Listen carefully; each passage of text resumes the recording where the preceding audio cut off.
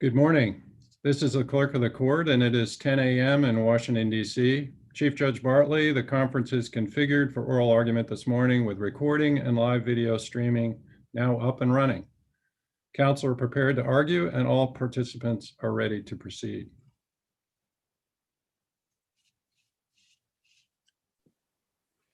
Very good, Mr. Block. You may call the court. United States Court of Appeals for Veterans Claims is now in session. The Honorable Margaret Bartley presiding. God bless the United States and this honorable court. Good morning, everyone. I'm Judge Bartley, and I'm joined today via video conference by Judge Greenberg and Judge Allen. We're convened today for the matter of Thurman Fuller Jr. versus Robert L. Wilkie, docket number 18-7000. Counsel for the parties, please state your name and your appearance for the record, beginning with Appellant's counsel. Good morning, Your Honor. My name is Victoria Danta of the law firm Duane Morris, LLP, appearing for Appellant Thurman Fuller. And with me is my colleague Samuel Apicelli, also of the law firm Duane Morris. Thank you, Ms. Danta. Ronen Morris for the secretary, and joining me is Deputy Chief Counsel James Cowden. Thank you, Mr. Morris. As you know, each party will have 30 minutes to present their arguments. Ms. Danta, do you want to reserve time for rebuttal? Yes, Your Honor, I would like to reserve 10 minutes, please. Okay, that's fine. We'll make that happen. You may proceed, Ms. Danta, when you're ready. Thank you very much, Your Honors, and may it please the court. I'd like to begin by road mapping the particular relief that Appellant Thurman Fuller speaks, that is, the particular orders he'd like from this court, followed by overviews of the interplay between the issues, facts, and points of law, unless there are issues that the panel would like to hear addressed immediately. The issues from our perspective in order of importance are whether the court has standing, whether Mr. Fuller has standing, the effective date for any apportionment claim, whether the regional office violated Mr. Fuller's rights by failing to notify him after deeming his attempt and claim abandoned after 1 year, whether the regional office failed to assist Mr. Fuller according to the circumstances of his incarceration, whether the regional office should have been given a presumption of regularity in the performance of their duties to the Fullers, and whether remand is appropriate for any issues where there are insufficient reasons and bases in the appeal decision. In terms of the particular order Mr. Fuller seeks, there are 4 types of relief.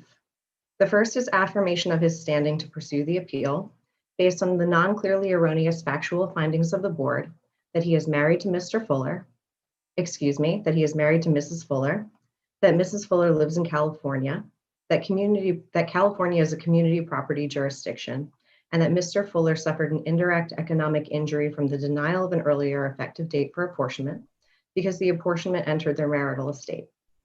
Ms. Danta, this is Judge. Yes. I just have a factual question.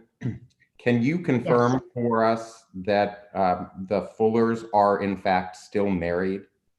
They are still married.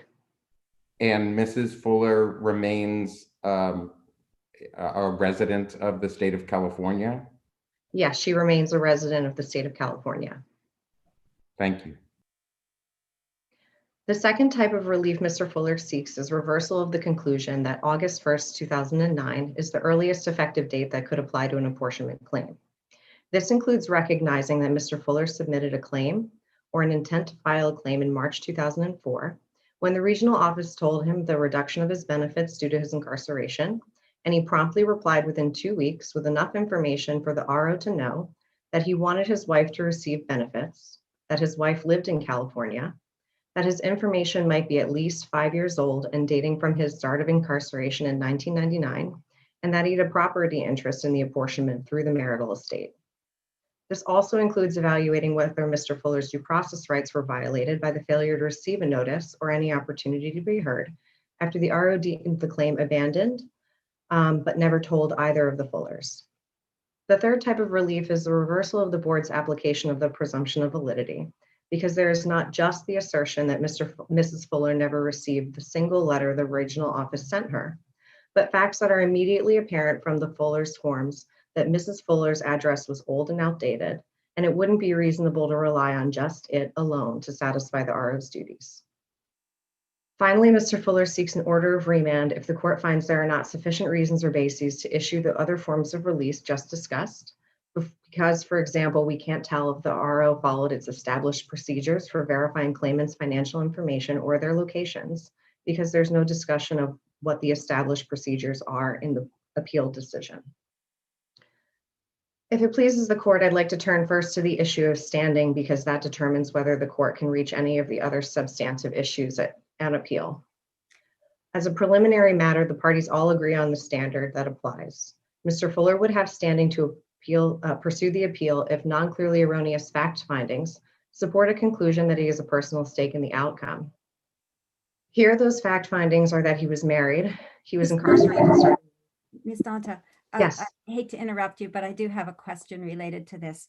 And that is, Of course. do we need to, I guess, get to all of the arguments that you raised in your brief? I noticed that with regard to standing, because I noticed that in Judge Meredith's single judge decision in this case, there were statements from Ms. Fuller that the veteran was her legal guardian and that she had wished him to pursue the whole thing on his own without regard to her. Does that affect the standing issue at all? I think it does, to the extent that as a legal guardian, Mr. Fuller would be able to file the claim himself as the claimant, which is one of the arguments that the secretary raises, why there aren't any errors with the board decision on the issue of the effective date. I still think it's helpful to think of the other way that if he is her legal guardian, then his standing would derive from her property interest. And so I think standing is established. If that is not something that the court is prepared to order, then I think he still has standings according to the reasons set forth in the appealed board decision, that he has an indirect economic interest in the apportionment that derives from the marital estate they share in California. Okay, thank you. Go ahead. Well, I have a question, if I may. Of course. Why wouldn't you agree with the statement that a veteran always has standing in this court to deal with issues related to his status as a veteran, economic in particular? I do agree that a veteran always has standing to raise issues that go to his status. Perhaps I'm misunderstanding your question. You're not. My question is, I'm suggesting that I would have taken a broader approach to the question of standing. That doesn't mean you have to agree with me. It certainly doesn't mean my colleagues have to agree with me. But my view is, what's wrong with the proposition that a veteran always has standing, particularly in the context of an appeal from a decision of the secretary or a subordinate part of the department to bring his case here? I am not opposed to taking a broader position on standing, certainly. We were conceiving of it in the narrower terms of the appeal of the apportionment decision. I would recognize that the apportionment derives from the veteran's benefits that result from his service and his service connection. And to that extent, I think his interests are always impacted when there's an issue of apportionment, regardless of certain cases cited by the secretary that would seem to require an evaluation of the connection between the veteran and the apportionment. I'm not going to belabor the point, but I'm asking you to reject that position out of hand, the secretary's position. I do reject this. And adopt my thought. but you don't have to. That is, a veteran always has standing. Standing should never be an issue if we're talking about an economic benefit. Isn't that a matter almost of constitutional dimension?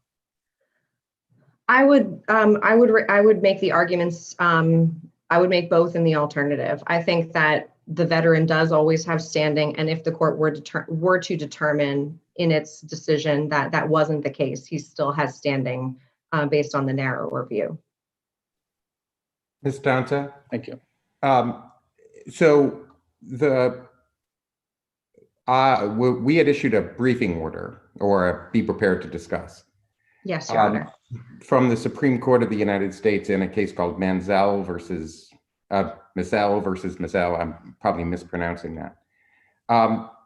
That's an interesting decision for me because it seems that Justice Marshall for the court in that case, the majority, seems to distinguish between, in that case, pure military retirement pay, which then became subject to state community property law in response to an earlier Supreme Court case that said it wasn't. And the court was very careful in that, in the second case, Mansell, to say apparently that Congress changed the state of the play with respect to pure military retirement pay, but did not sufficiently make the, in that case, the elected portion where you waive retirement pay to get disability benefits. The disability benefits portion the Supreme Court held in Mansell was not subject to state community property law. What do you say about that? Because that's a pretty serious issue for me. Well, I would start by recognizing that Mansell involves a different federal statute, and the opinion of the Supreme Court focused very heavily on the statutory language of that particular statute and its legislative history in order to interpret it. It began with a very broad recognition that domestic relations law is traditionally the province of states, and that it's in a rare instance that Congress intends to displace state authority in that area. So I am not in favor of applying Mansell broadly to hold that any type of disability benefits are necessarily precluded from being treated as community property law.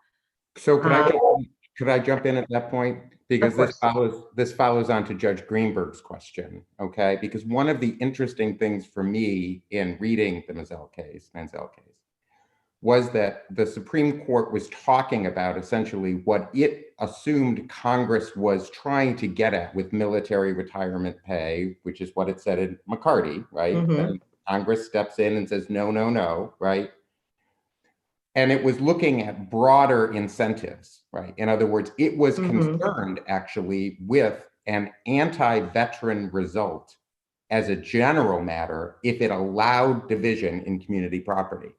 So we are in an interesting position here because you're making an argument that says, no, this thing should be able to be divided in community property, which gives me the right to pursue the claim. And so in this case, Mr. Fuller's case, standing alone, there's no question that that rule would be favorable to him, right?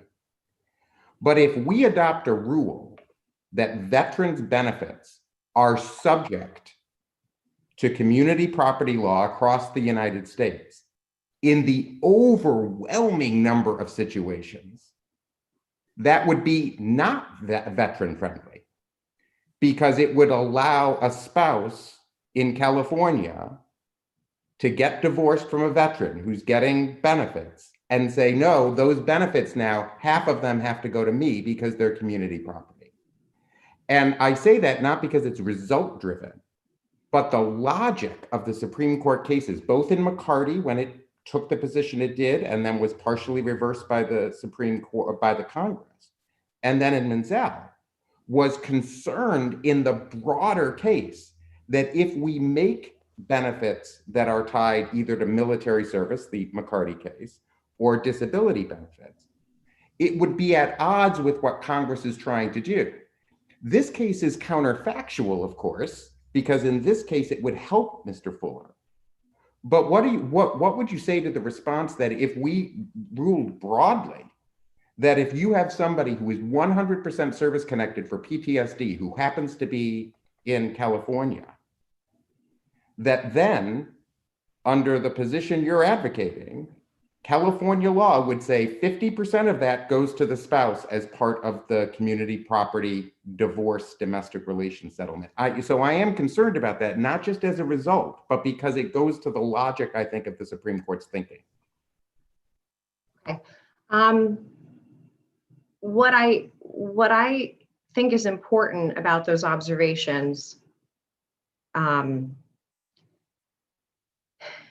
is that my understanding of the apportionment statute is not necessarily to benefit either spouse, but to support military families in financial need while a veteran is incarcerated. I also think it's noteworthy that the Fullers remain married. Could you just one point? I agree. I'm going in baby steps here. Yes. Because you've jumped to a point that's a little different, right? Which is, and this is not a criticism because I've thought about this case for a year with all the medical issues among counsel, right? Is you're talking about the apportionment. It is conceivable that a rule that applies to veterans benefits writ large might not apply in the same way to apportionment, right? Leave that aside for a moment. My question is broader.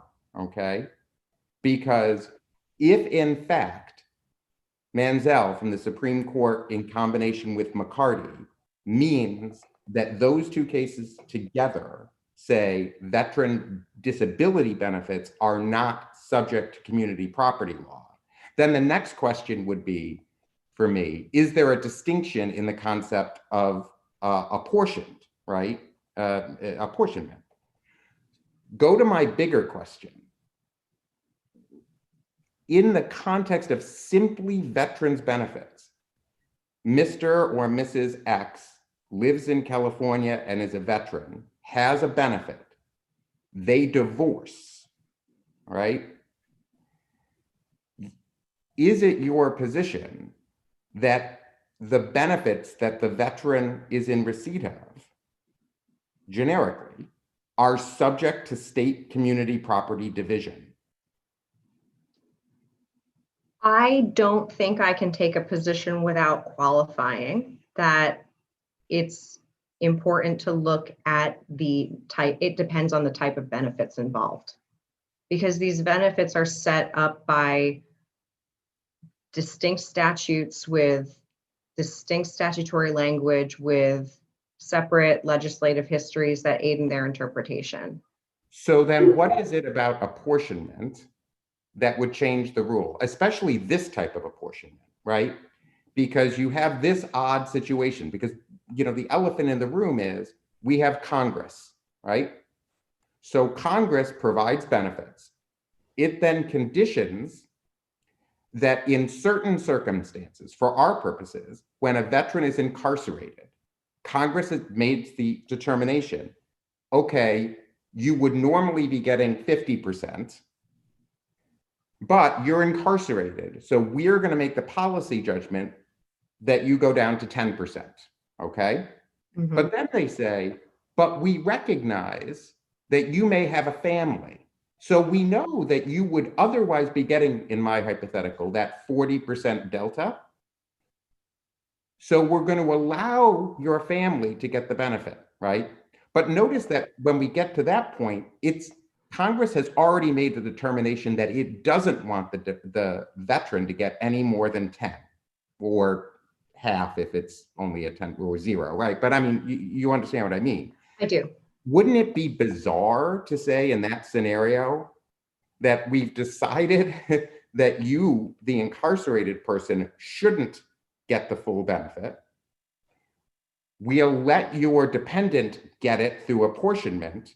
But, oh, by the way, Mr. Veteran or Ms. Veteran, if you now then from prison divorce your spouse, you get half of it back.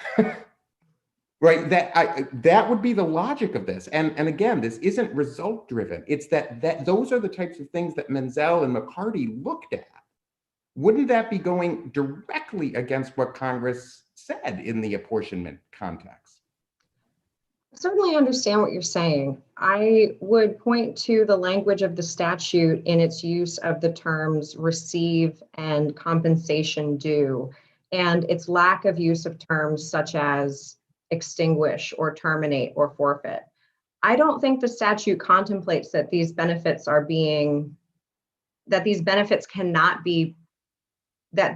will cease to be legally owned, or the veteran will cease to have any legally recognizable property interest in the benefits. I think what the statute does is temporarily prevents the veteran from possessing them during a particular time period. And I would look at the underlying policy of supporting military families and the consistent policy of community property law to support families to argue that there's no conflict.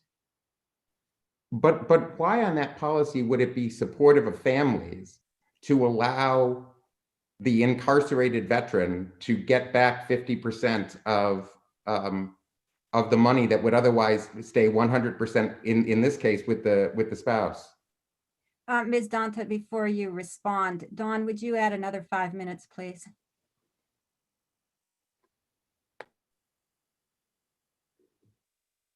I definitely see the point that you're raising. I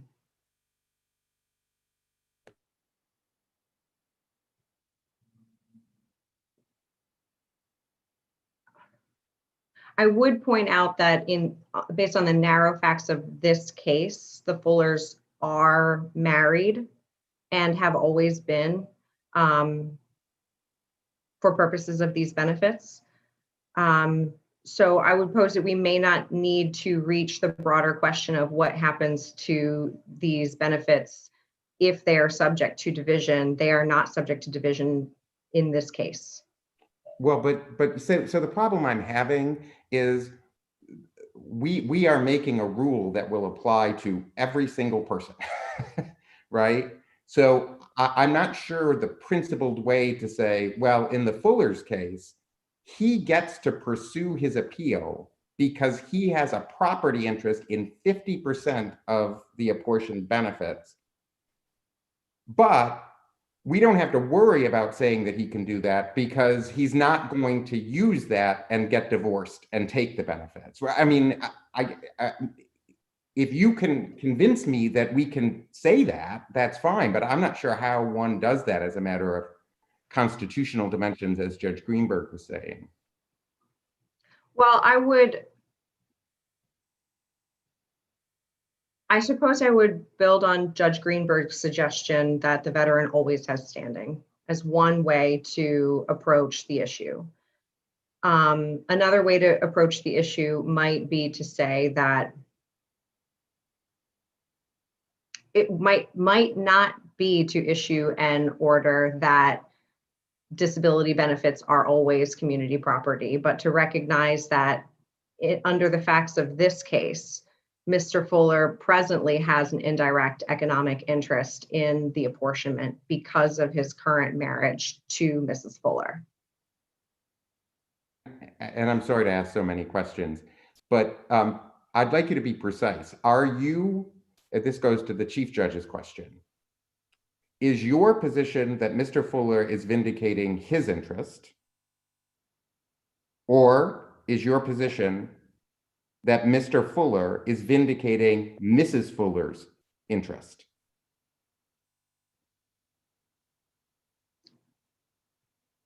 I believe he's vindicating both. I think that they have a unity of interest in the apportionment.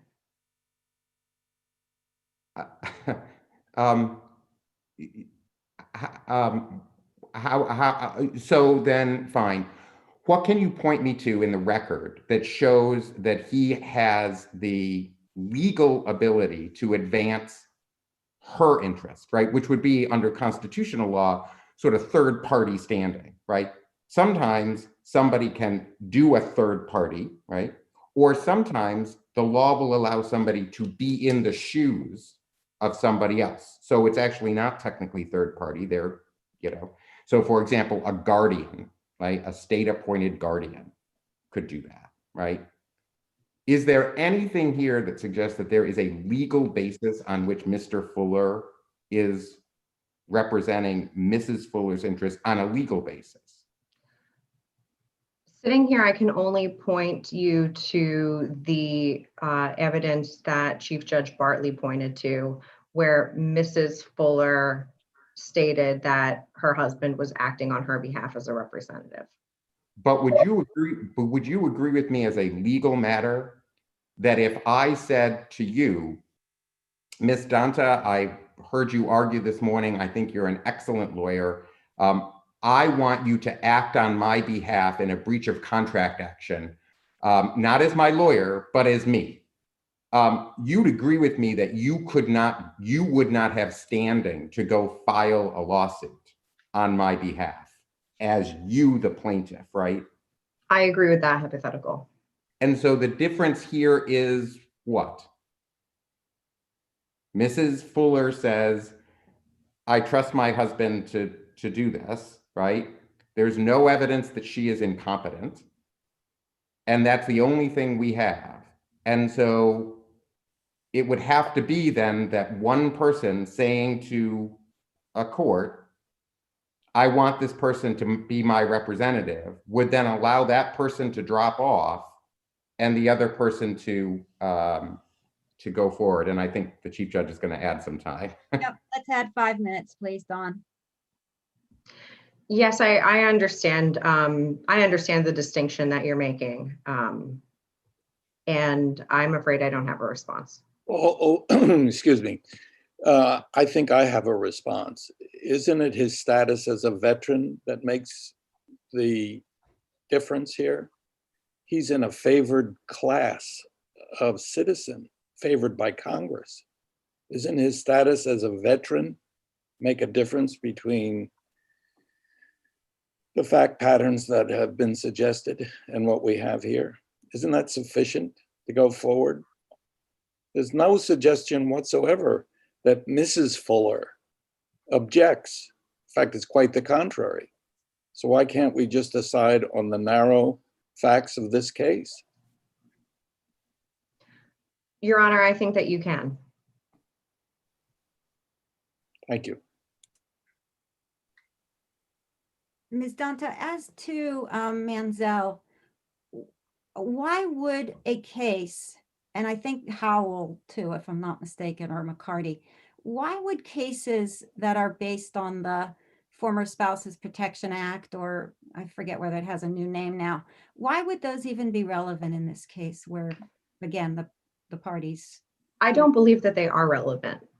It's Okay. not the type of benefit that's being discussed in this case, and the language is different in the statutes. Thank you. So then just to follow up for a second on that point. So then somebody who was in the position then of Mr. Manziel,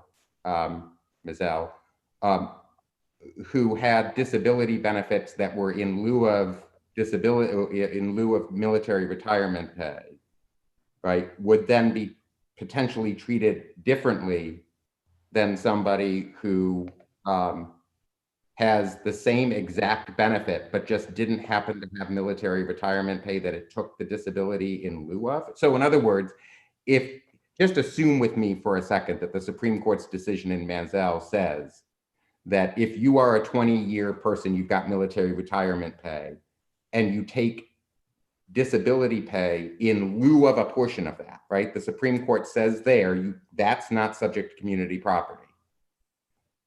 But if you take away the fact that there happened to be military retirement pay, that person getting the same exact benefit, but just not in lieu of disability, could have a different outcome in your view?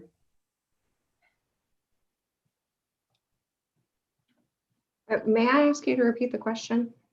Sure. So just assume with me that the Supreme Court in Mizell said, okay, we said in McCarty that no military retirement pay is subject to community property, right? Then Congress steps in with the statute, and then we have Mizell, and the Supreme Court says, hey, Congress, we understand, we got it. You said military retirement pay is subject to community property. But then the Supreme Court says, but if somebody elects VA disability benefits in lieu of the military retirement pay, the Supreme Court says that's not subject to community property, okay? Now, following on Chief Judge Bartley's question, right? That was a different area, right? So now assume that somebody isn't in a position to get military retirement pay at all, right? But they have exactly the same disability that allowed the first person in my hypothetical to take some pay in lieu of, okay?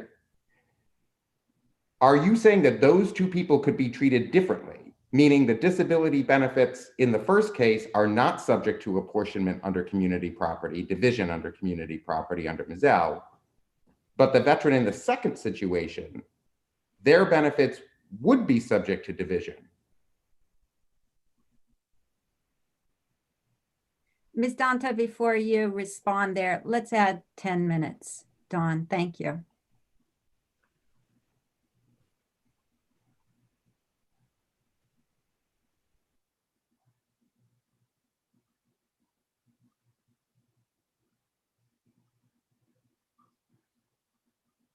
And while you're thinking about this, right, the reason that I'm spending so much time on this, right, is that my view of this case changed dramatically after reading those Supreme Court cases. Because assume that one of us has to write something that says, you know, this place on First Street in Washington, the Supreme Court, well, you said this in Mizell about what VA disability benefits are in terms of community property in California. But we're going to say in this case that it's different, right? And so I need, imagine me trying to write this. I need a path to be able to say that. You've given me one earlier that apportioned benefits are different, right? This is a different argument, right? Which is, well, that dealt with retirement pay and disability in lieu of, and so we can treat VA benefits standing alone differently. But I just need to have a justification where I would be able to say, and the reason I can do that is X. That's why I'm asking.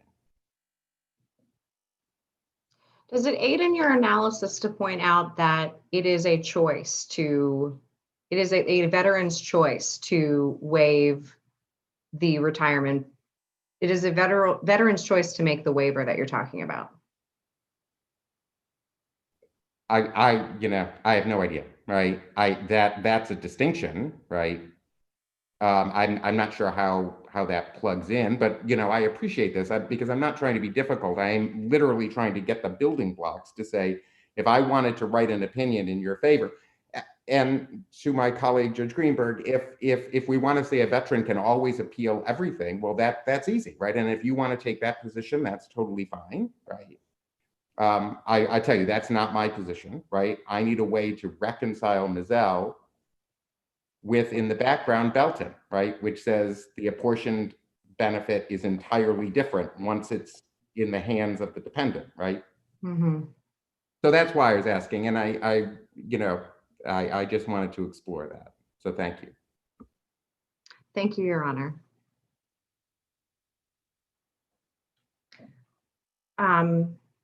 Would it aid the court to discuss any other issue related to standing this morning?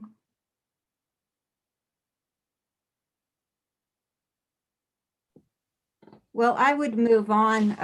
Personally, I have a question about your other arguments, and one of my questions is you cite like the duration of the veteran's incarceration as well as how far away he was from his spouse during his incarceration, like Missouri to California, as factors that the RO should have thought about in tailoring its assistance efforts.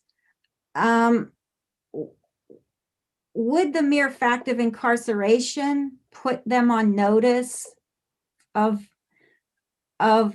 special assistance being needed? Was the geographic distance required? What are your thoughts on that? I believe that the fact of the incarceration is enough to justify a heightened duty of assistance. And there's legal support for that in one of the cases cited in the brief, Wood versus Derwinski, where there is a true recognition of the practical realities that confront an incarcerated veteran.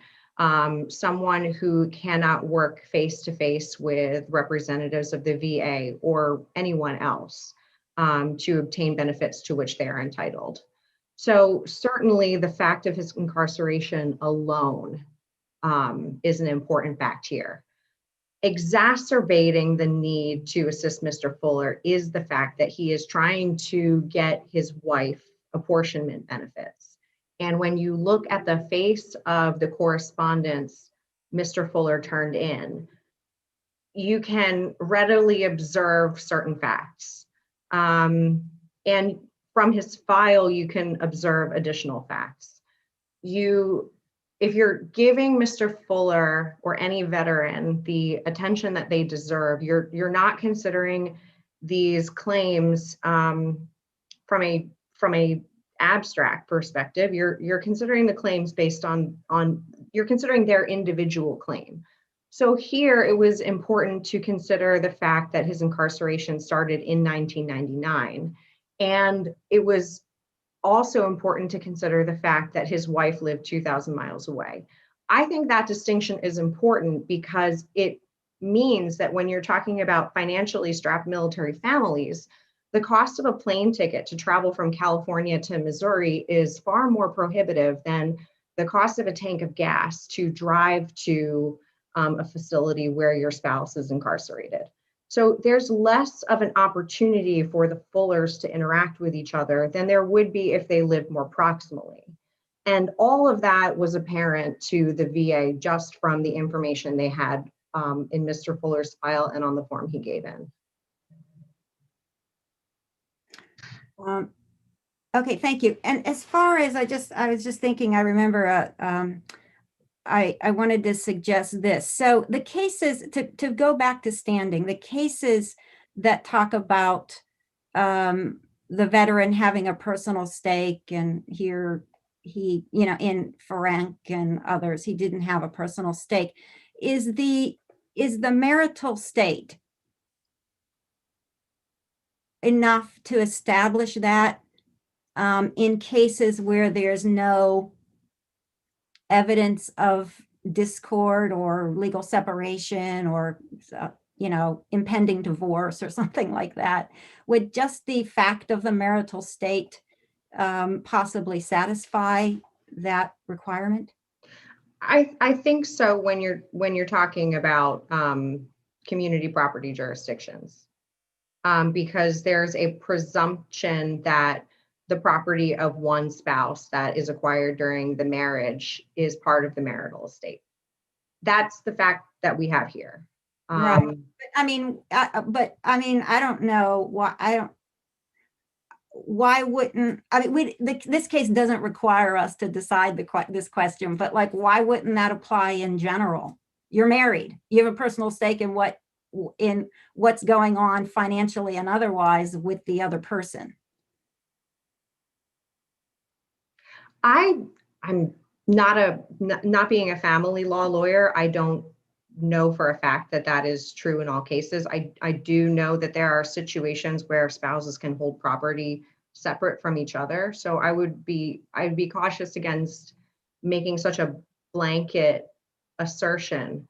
I would prefer to say that in this particular case, the case law that you were talking about, Ferenc and Belton, does have the courts, they don't apply some per se rule that a veteran can never have standing in an apportionment. Instead, they go through the trouble of making the analysis of whether there is a legally significant connection between the veteran and the apportionment. And I think all the court has to do here is do that analysis and recognize that under the facts of the case, Mr. Fuller had a legally significant connection to the apportionment.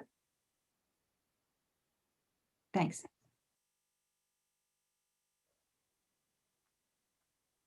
If there are no other specific questions, I want to just get to this argument in the secretary's briefing that the appellant Thurman Fuller could not make a claim because he's not entitled to benefit, to receive the payments himself as the veteran and not the dependent.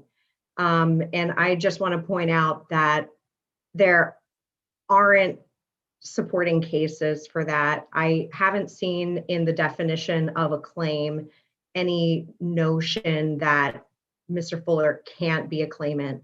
I also think that the arguments go more to reasons for denying his claim rather than deciding whether he's owed a duty of assistance or due process rights.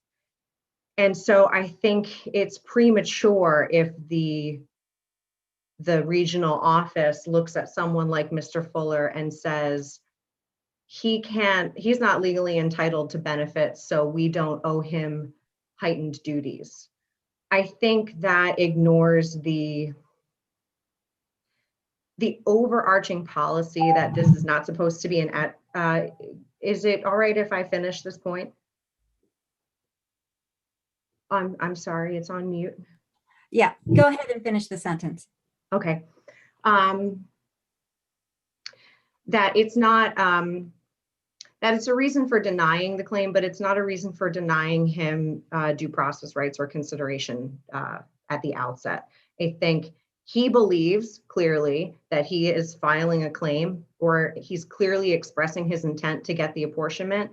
And I think the requirement to read claims and intent to file claims liberally requires the RO to do more than they did in this case. Well, thank you, Ms. Danta. Mr. Morris, you may go ahead. Thank you, Your Honors. May it please the court. Your Honors, as a matter of law, appellant does not and cannot have a personal stake in the effective date of the payment of apportioned benefits to his wife. And therefore, the board's decision on the effective date issue should be set aside as ultra vires and the current appeal should be dismissed. There are three independent and equally dispositive reasons that compel this. First, Your Honors, is that this court has held as much and its case law is controlling.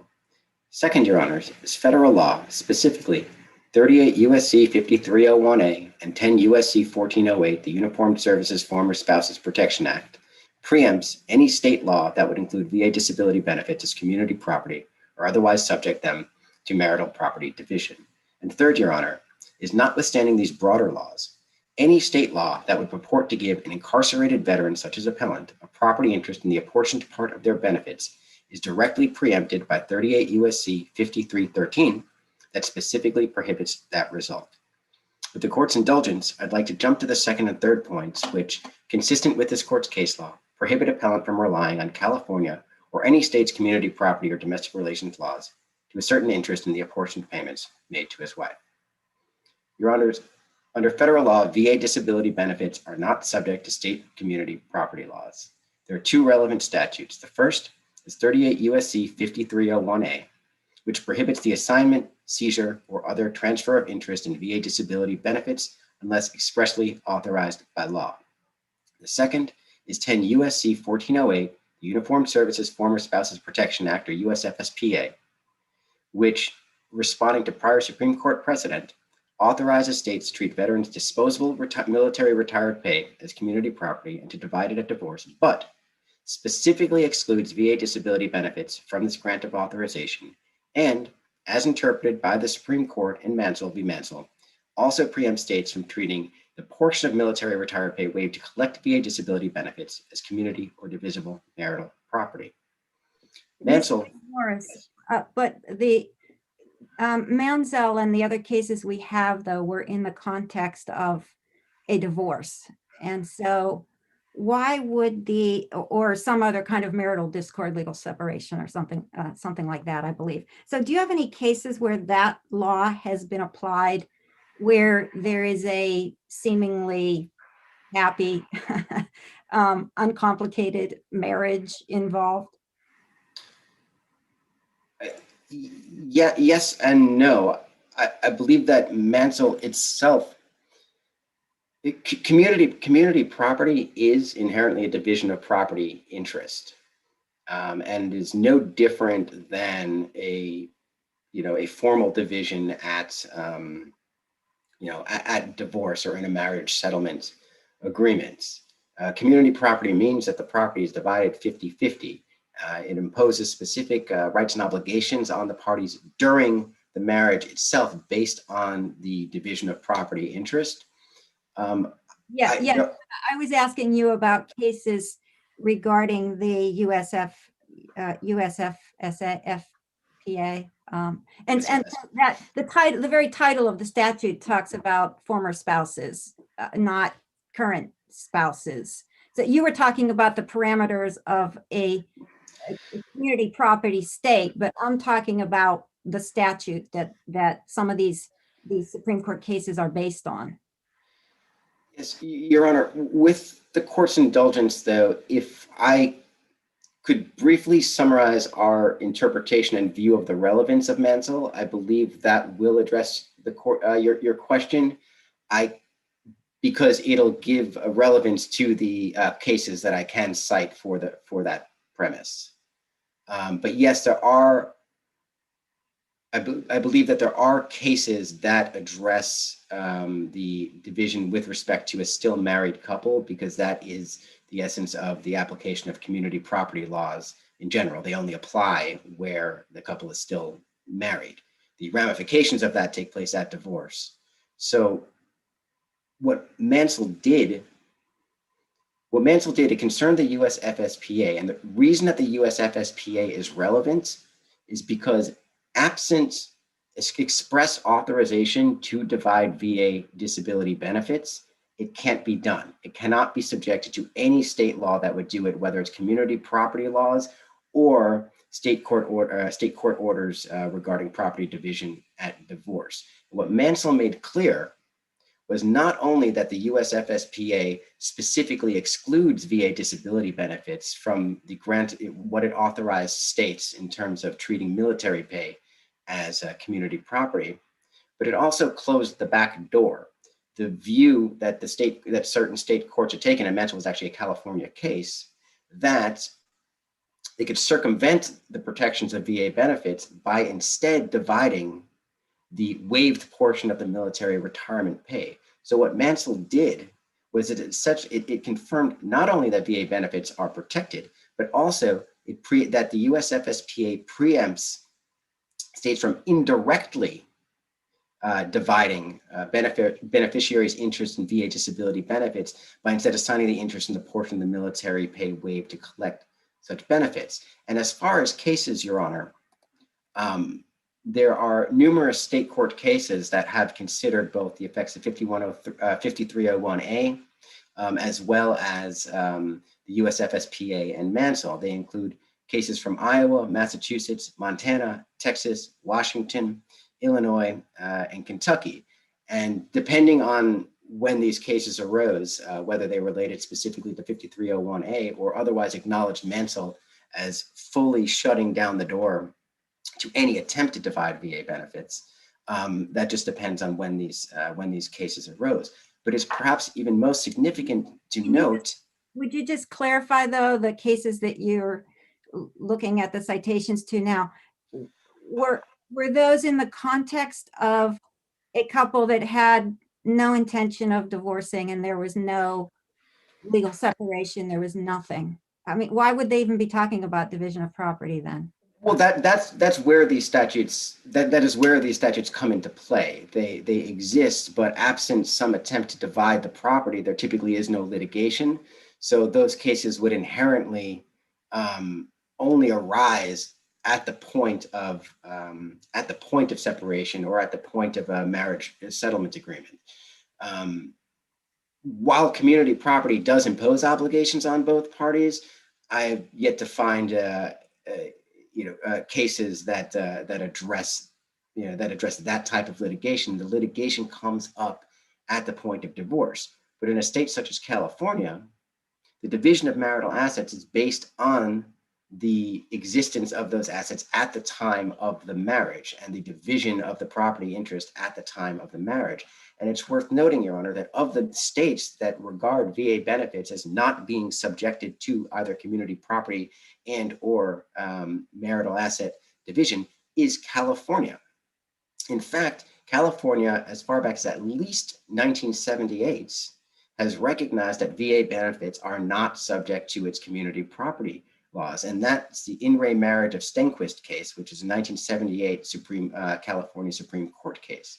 More recently, and especially in light of Mansell and the USFSPA, the California appeals courts have recognized that Mansell fully shuts the door on any attempt to divide VA disability benefits, to include by using that backdoor approach to get at instead the waived portion of the military retirement pay. And those cases include In re Marriage of Chapman, a 2016 case, In re Marriage of Castellini, a 2018 case, and In re Marriage of Kremkin, a 1999 case.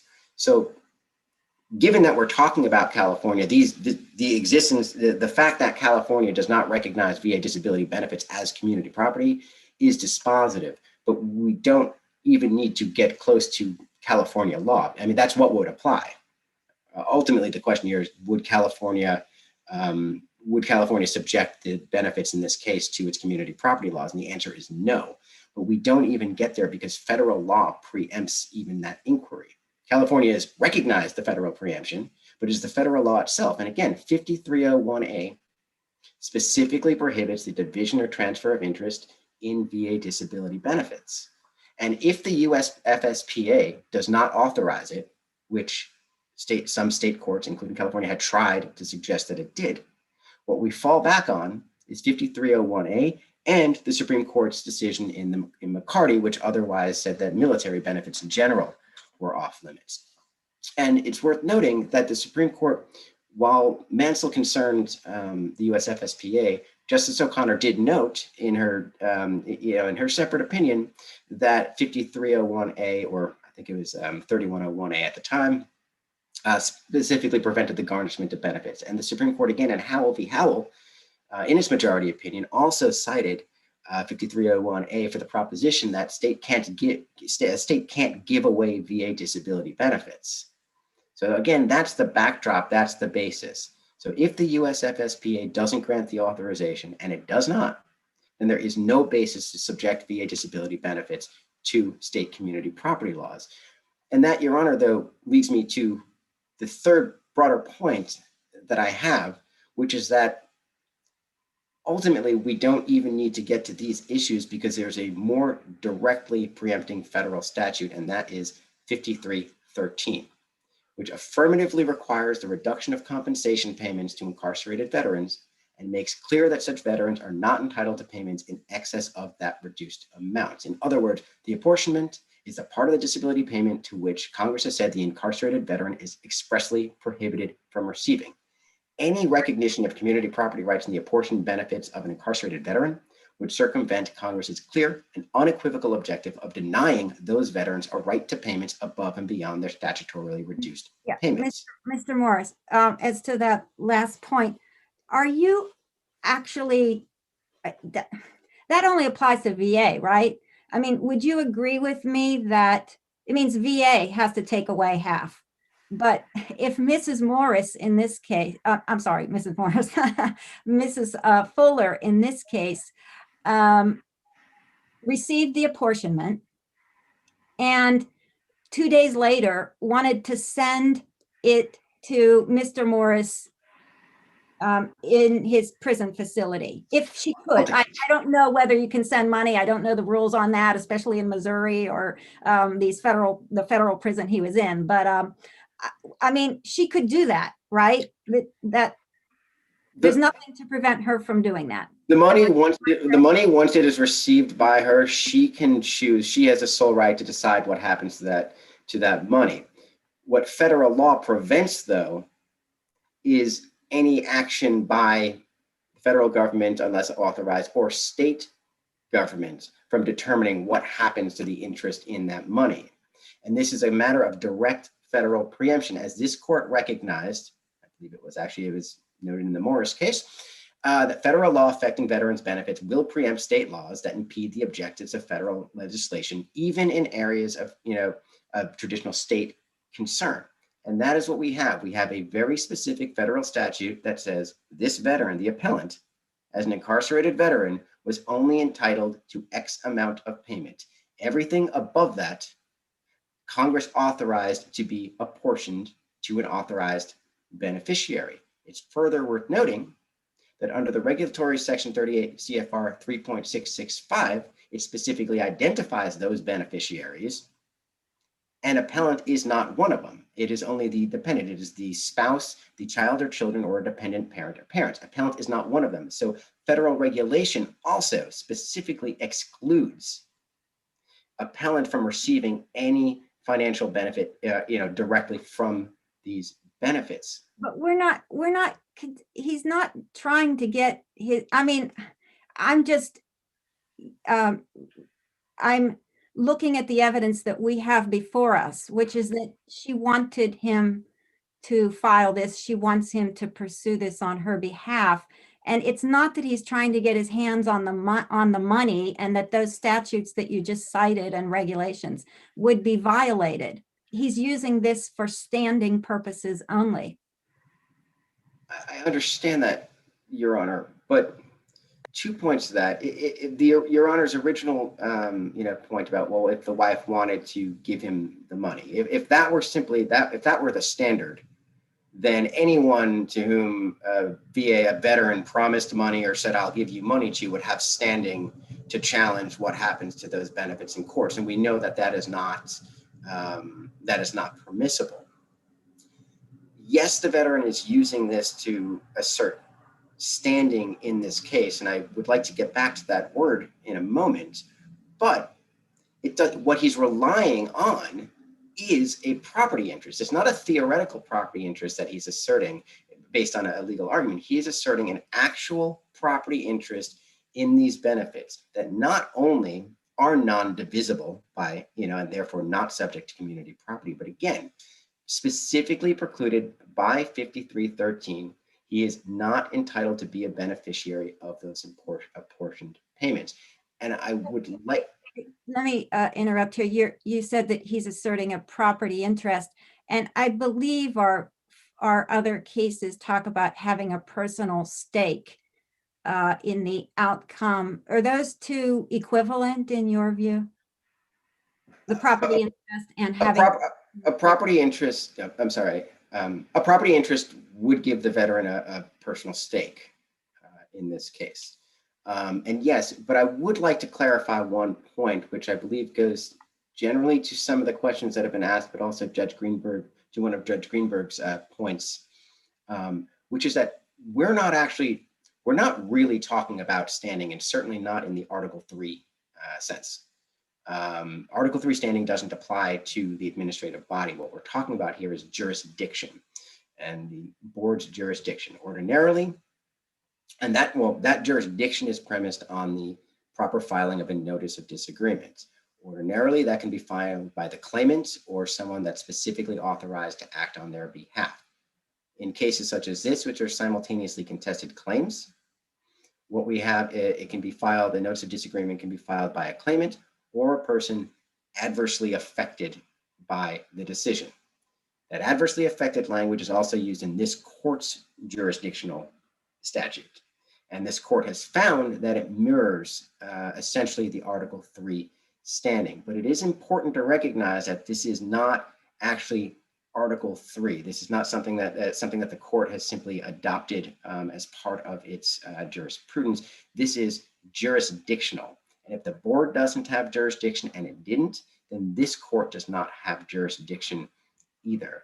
And so sliding somebody in to be a claimant to say that, oh, you can file, you can argue this case, means that this court is finding that the board had jurisdiction, that this person was entitled to file a notice of disagreement. Getting back to your point though, as far as the property interest, yes, that would suffice to give the appellant a personal stake. And that is what this court and what other courts have discussed in terms of the interest. He has to be adversely affected. He was not by the timing of the start date for when the apportioned payments were made to his wife. Why? Because those payments didn't belong to him. Why didn't they belong to him? Because they were specifically authorized by Congress to be given to a certain beneficiary, which he is not entitled to be. And because appellant cannot rely on any state law to give him an interest in those benefits, which Congress specifically denied him. So Mr. Morris, let me stop you there. So I wanted to ask you the same question that I asked of appellant's counsel, and you touched on it briefly, but Judge Meredith's memorandum decision several years ago in this kind of same claim stream here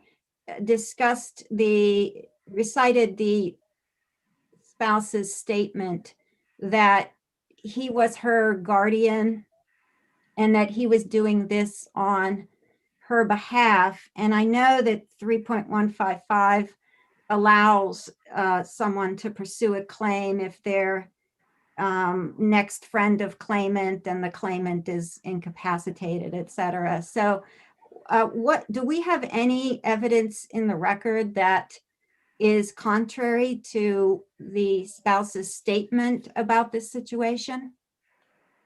we do not have anything in the record that acknowledges the spouse as a guardian. That is a legal role. I was asking whether we had any evidence contrary to Ms. Fuller's statement that he was acting on her behalf here and that he was her guardian. In the record before the court, I do not believe that we do. I do not believe, though, that that is relevant. Whether the veteran is acting on behalf of his wife is a fully distinct inquiry from whether he has himself, has this quote unquote administrative standing to pursue this appeal. The appellant has not pursued the argument that he was acting on behalf of the wife. Certainly, and I do believe, again, I don't believe it's in the record before the court, but I do believe that he was specifically found not to be the wife's guardian. I can check that, but in either case, he was certainly not adjudicated to be the wife's guardian. If he was, then yes, this would be proper. He would be standing in the wife's shoes. But what he is trying to do now is assert her interests. That does not give rise to standing.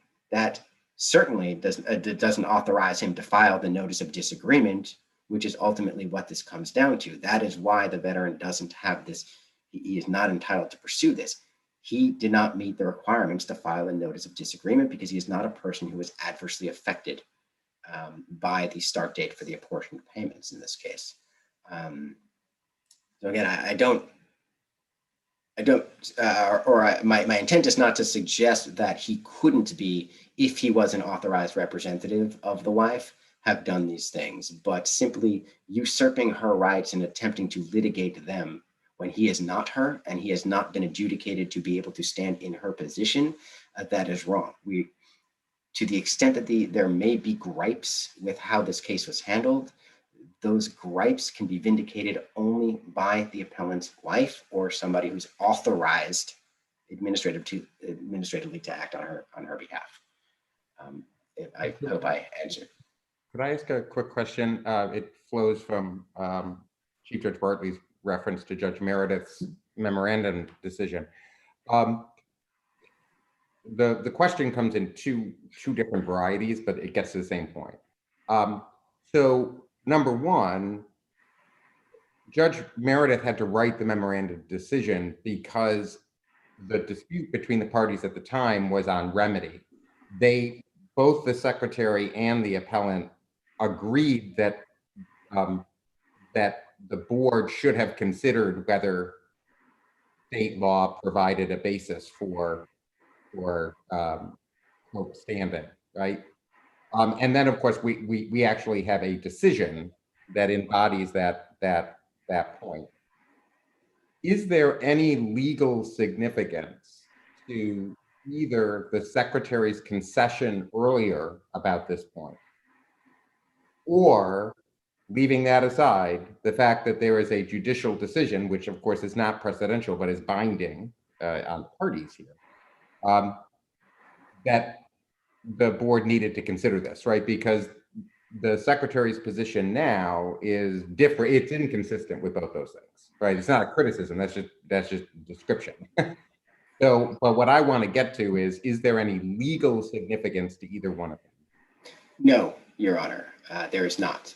To the extent that the secretary had taken the position to remand this case for the board to consider whether California state law applied, in hindsight, perhaps the matter could have been resolved in legal arguments at the time, but I don't think it was unfair to provide the board with an opportunity in the first instance to make the assessments. And also, being unclear, the board did have to make certain findings, such as the fact that the veteran was incarcerated. Ultimately, that's just positive here, that the veteran was married and so on and so forth. So I do think that there were some specific findings that did need to be made to establish the foundation. And so it was not inappropriate to send the case back for the board to discuss this issue, especially recognizing those times where the parties have come to court, where the board didn't make an operative finding of fact, and then after all the argument, the case has to go back to the board to make that finding because the court can't do it in the first instance.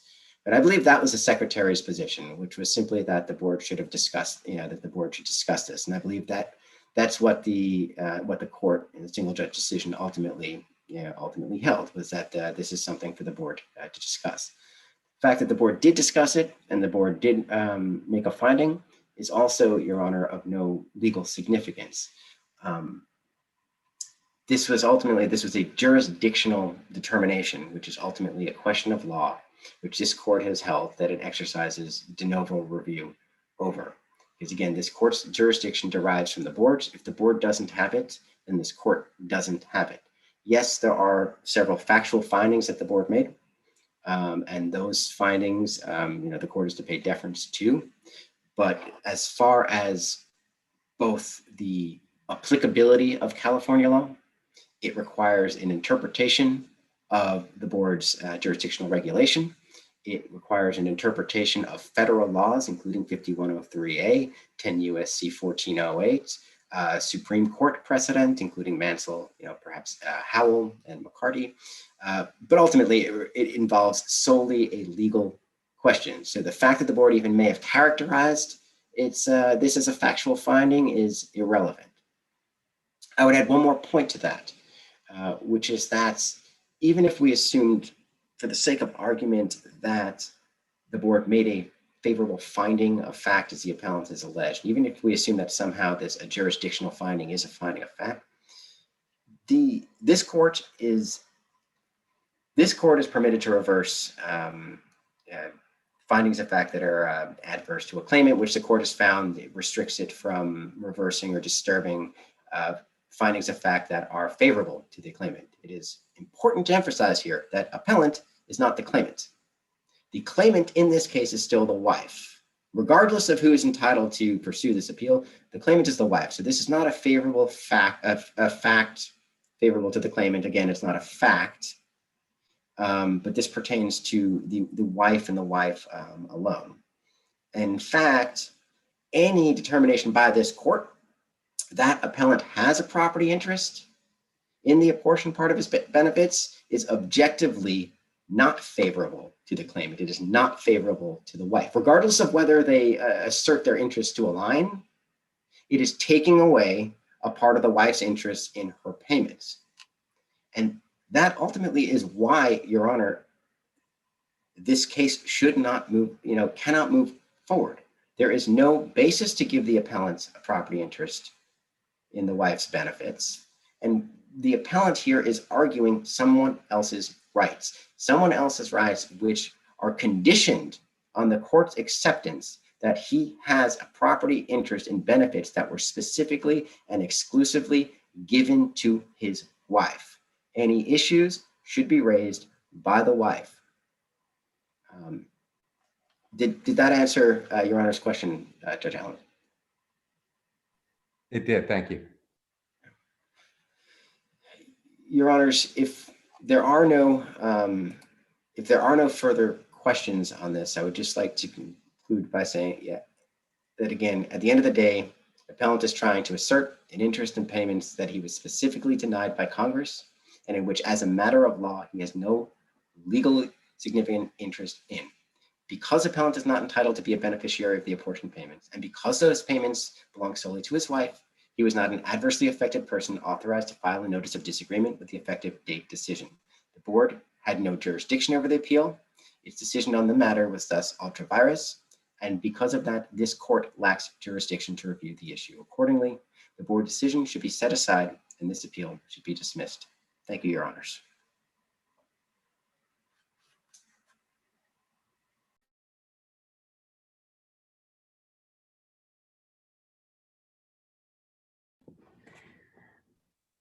Thank you, Mr. Morris. Ms. Dante, you may move ahead with your rebuttal.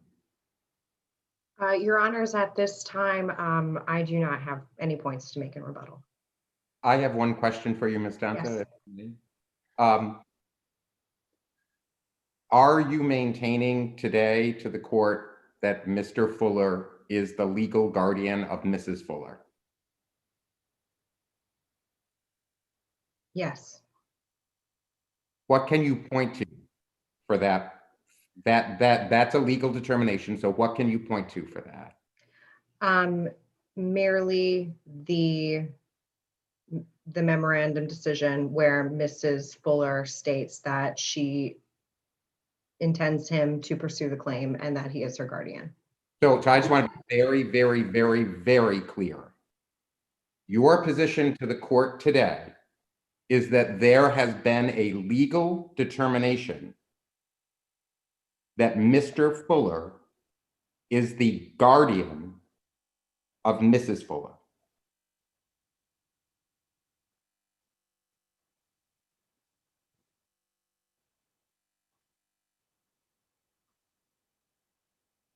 Are you asking whether the decision held that No, Mrs. Fuller was her guardian? no.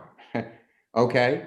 Mhm. First of all, whether Mrs. Fuller says to somebody, I want this person to be my guardian, that's one thing, right? Let's assume that's true. Judge Meredith's decision has that comment in it, right? I'm asking a verifiable Mhm. question.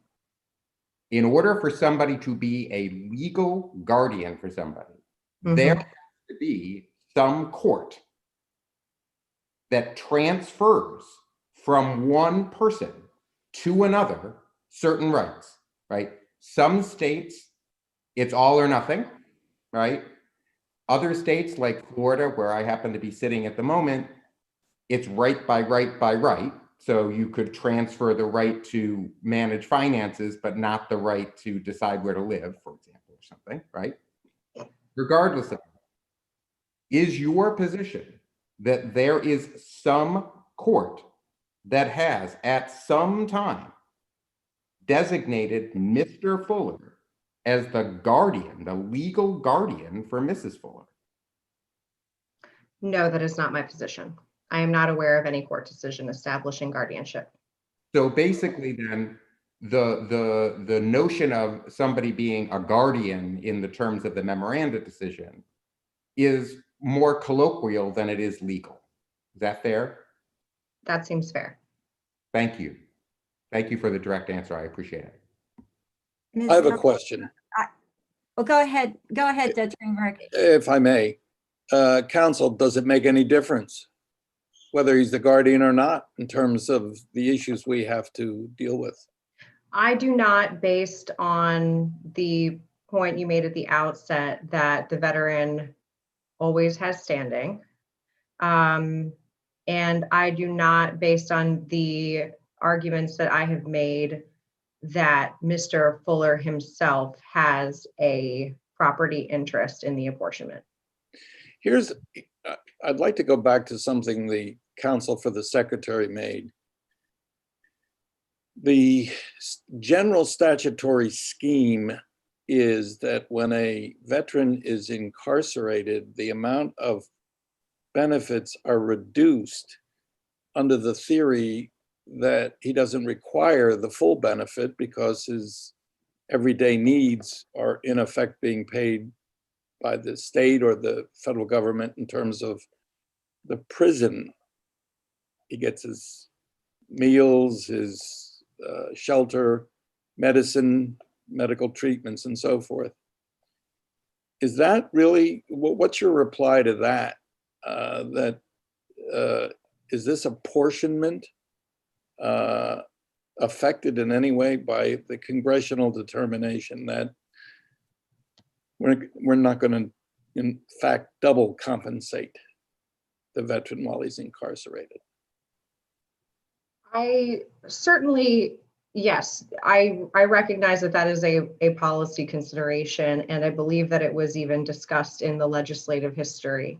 I would respond that to the extent it appears in the legislative history, that's not the first resource that you look to determine the meaning of the statute. You look at the plain meaning of the statute itself.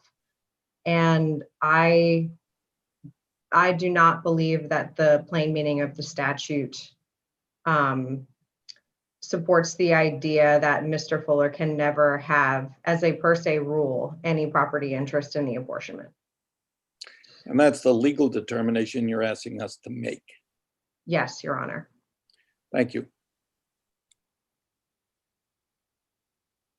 Ms. Danta, on the record before us, did VA challenge the spouse's statement that Mr. Fuller was her guardian, or did they ever, they have a duty to notify a claimant of what's necessary to prove the claim. Did they ever notify Mr. Fuller or Ms. Fuller that they needed evidence of formal guardianship? No, they didn't send, and well, in terms of what was sent to Mrs. Fuller, there was the single letter that gave her a list of verification information to verify her entitlement to the apportionment. In terms of what was sent to Mr. Fuller, there was merely the notice that his benefits would be withheld due to his incarceration, and that he could identify dependents to receive the withheld portions. That is one of our complaints, that the VA sat idly by while the Fullers thought that they had done what they had to do in order to receive benefits. That's your due process argument. Correct. Thank you, Ms. Danta. Well, okay. We appreciate all of the arguments from both of the parties, and the case is submitted for consideration. Thank you. Thank you, Your Honor. Thank you, Your Honor. Court is in recess.